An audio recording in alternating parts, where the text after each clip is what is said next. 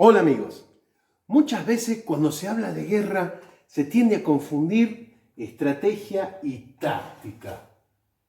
Ese tema ya me tiene loco. Muchas veces se pone indiferentemente que un boxeador es estratégico en esto, estratégico el otro, y resulta que siempre el tipo no planeó dónde pelear, ni siquiera los jurados, nada. Así que hoy, más que nada, es un aporte semántico.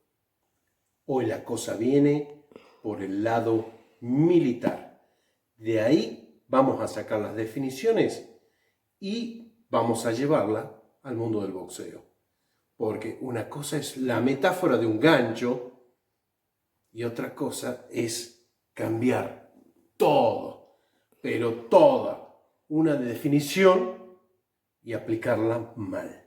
Estrategia proviene del vocablo griego strategos, que significa un general. Según Sun Tzu, la componen la doctrina, el tiempo, el terreno, el mando y la disciplina. Según Carl von Clausewitz, la componen los elementos morales, matemáticos, físicos, geográficos y estadísticos. Para el profesor José Vasconcelos, es la decisión sobre el lugar, tiempo y condiciones de la batalla. Para ejemplificar, nos transportemos a tiempos de Cartago y Roma. Tras atacar Saguntum, Aníbal el cartaginés tenía 4 opciones estratégicas para combatir con los romanos. Opción 1, estrategia defensiva, esperarlo en la península ibérica. Opción defensiva 2, esperarlos en el norte de África. Opción 3, ofensiva, atacar por mar.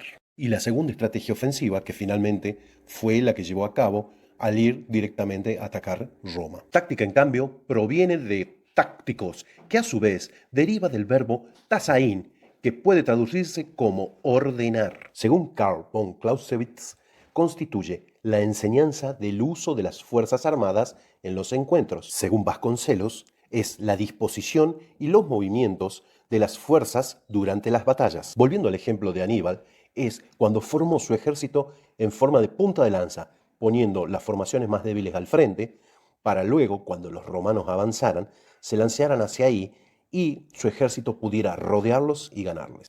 Apliquemos estas definiciones al boxeo.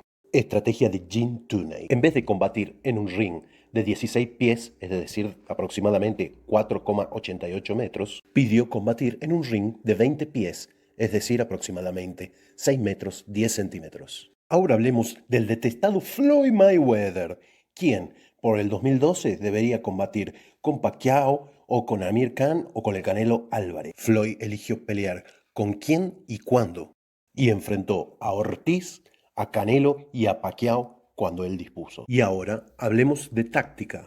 Y el primer gran boxeador táctico es Jim Corbett. En su pelea con John Sullivan, eligió no someterse al intercambio hasta que Sullivan esté cansado. Otro excelente uso de la táctica lo hizo Max Mellin frente a Joe Louis. La táctica se la dictó Jack Johnson, que consistía en que cuando Louis adelante su mano izquierda, mandara su mano derecha por encima y la tirara con todo. Bueno, ya sabemos, estrategia es todo lo referente a antes del combate, donde se va a combatir, las condiciones, cómo va a estar nuestro rival. Táctica es la forma en que vamos a emplear los recursos para combatir en el campo de batalla. Normalmente la estrategia la lleva a cabo el promotor, la táctica el profesor físico y el mismo boxeador.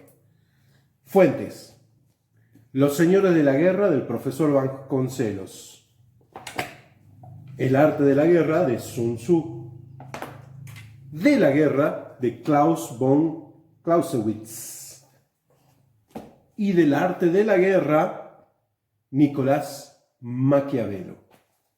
Si te gustó, suscríbete.